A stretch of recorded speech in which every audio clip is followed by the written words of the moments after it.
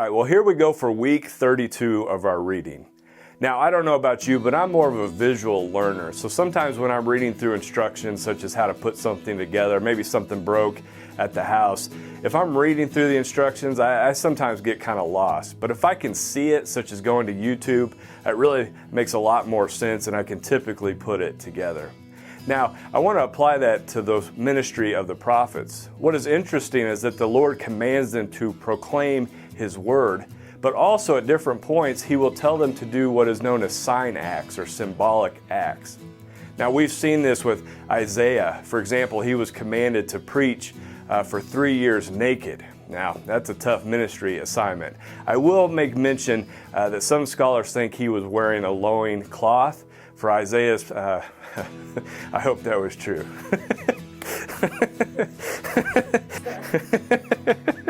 Now that would be a tough, again, ministry assignment. Now we also see this to the extreme with Hosea. Now we haven't got there yet, but Hosea is commanded by God to marry a prostitute. And what this is symbolic, the sign act, again, is the relationship of God and His people. They are being very promiscuous. They are basically cheating on the Lord. And so this is why God goes to Hosea and tells him to do this.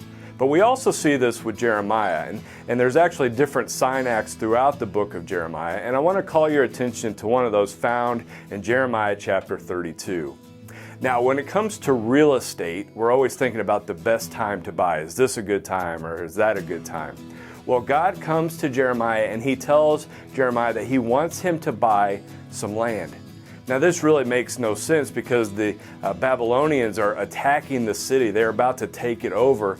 Yet again, God commands Jeremiah to buy the land.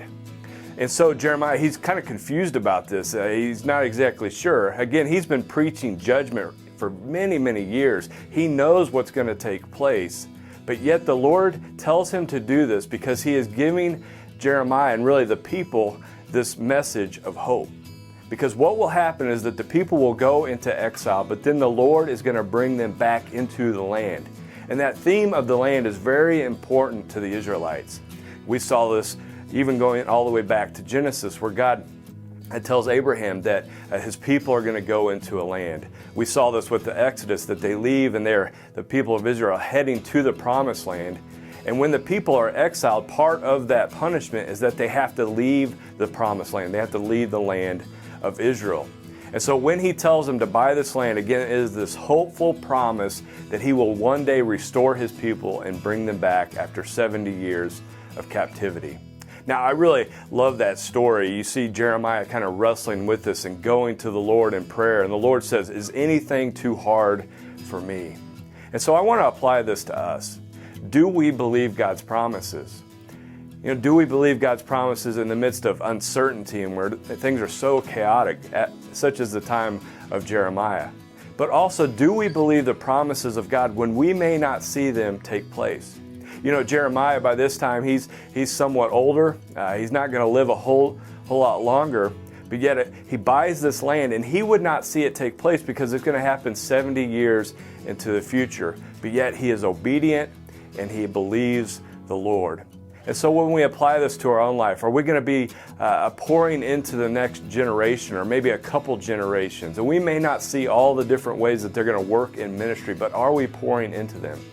Are we pouring into the work of missionaries where it may take many, many years before they see some real fruit in their labor? And there's many, many examples that we could give. And so I want to end with that. Do we believe God's promises in the midst of uncertainty, in the midst of chaos, in the midst of really not seeing it in our own lifetime?